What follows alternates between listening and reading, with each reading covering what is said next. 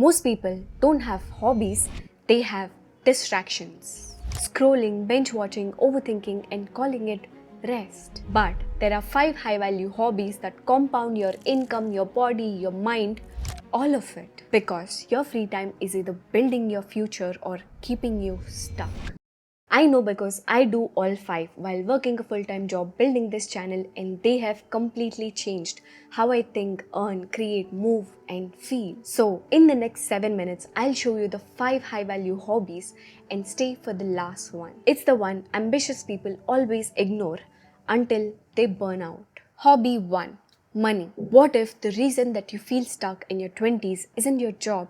It's that you have zero options outside of it. Because when you depend on one salary, one boss, one person approving you, you feel it. That fear, that pressure, that trapped and suffocated feeling. And if you're 18, 22, 25, 30, you're probably thinking right now, I want out, I want freedom, I want to build something that's actually mine. That's why you need one hobby in your life that can make money. Writing, editing, content creation, design, tutoring, coding, anything where you exchange skill for value. For me, content creation started 3 years ago as maybe let me just try it out. Now it's proof that I can build something outside of my job, and that proof changes you completely. Because once your skill can create money, you stop moving like someone who needs some kind of permission. You start moving like someone with options. So first, pick one income skill for the next 6 to 12 months. Learn and practice 30 to 60 minutes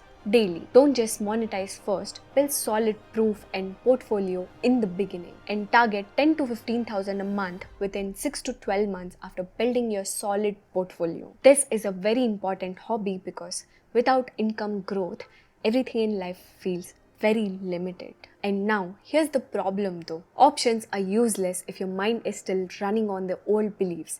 That's why the next hobby is about upgrading how you think. Hobby 2. Knowledge. Let me be real with you. Your brain is learning every day. The only question is, from what? Random reels, random opinions, random posts you save but never use. That's why you need one hobby that builds real knowledge. Reading books, listening to podcasts, taking courses, learning a new language, communication, anything that upgrades the way you think. Because in your 20s and 30s, the goal is not to know everything, it is to build a better judgment.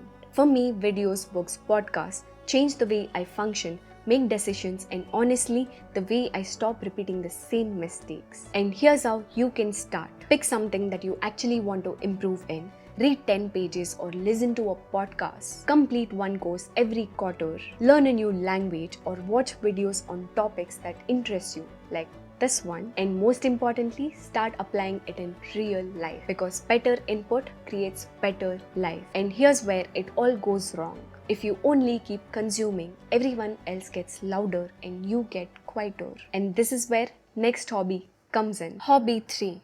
Creativity. Now, let me ask you something. When was the last time you created something that is just for yourself? Not for work, not for money, not for likes, just because it made you feel alive. If you're struggling to answer this for yourself, that's the problem. Creativity in your life isn't optional, it's survival. Without it, you become rigid, burnout, robot-like, and that's how people quit their dreams. For me personally, creativity has always been a part of me. My mom made sure of that. Singing, dancing, drawing, instruments, or anything that is creative. And even now, I paint, I write, I make content because I don't ever want to lose that part of myself. Because when you create something, something shifts. The stress drops, the noise quiets. You remember who you are underneath all of that productivity. But now, you're probably thinking, I'm not creative enough, I don't even have time. Don't believe that, because creativity isn't about being perfect, it's about being alive. So you can start here. Pick any creative skill that you might be interested in. Painting, writing, cooking, pottery, music, photography, anything. 30 to 60 minutes a week should be enough. It's okay that you might be really bad at it at first, but do it anyway. Because you are not just here to work and consume. You are here to feel, to express, to create. Creativity isn't luxury, It's how you come back to yourself. But creativity needs energy, and if your body is tired, your dream starts feeling heavy too. That's why the next hobby matters. Hobby 4, physical activity. Let's be honest. You're probably sitting right now 8 hours, 10 hours, or maybe more, scrolling, working, staring at a screen, and then wonder why you feel tired, stiff, and mentally foggy. And here's what nobody tells you: your body was never built to sit all day, it was built to move. For me, movement is non negotiable. Even when I feel like shit. Some days it's a walk, some days it's a run, yoga, pilates, dance, strength training, badminton. I mix it up, but I don't skip, because movement isn't about looking good or being fit, it's about being alive in your own body. When you move, your stress drops, your energy rises, your brain feels clearer, and you sleep better. You start with just 20 minutes every day and build that habit. Walk, stretch, dance, yoga, or anything that gets your body out of that freeze mode. Because your body is the foundation, everything else sits on. And now, even the strongest body can burn out if the mind is chaotic. That's why the last hobby is the one most ambitious people ignore until it's just too late. Hobby 5, inner peace. This is the one most ambitious people ignore until their body forces them to stop. Because you can build money, knowledge, creativity, and even fitness and still feel empty if your mind never gets quiet. And that's why you need one hobby that brings inner peace. Meditation, gratitude, journaling, therapy, breath work, or just sitting in silence. For me, it's meditation in the morning, journaling at night, and practicing gratitude in 5 years of therapy. And slowly, it changed the way I understood myself. Because peace isn't about never struggling, it's about having a safe space to land when you do. And I know exactly what you're thinking right now. This sounds soft. Real ambitious people don't have time to do all of this shit. But the most unshakable people I know have all this. They don't just build, they regulate, they pause, they come back to themselves. Because when your mind is peaceful, your decisions get sharper, your relationships get deeper, your work gets better. You stop reacting and start choosing. You can actually start here.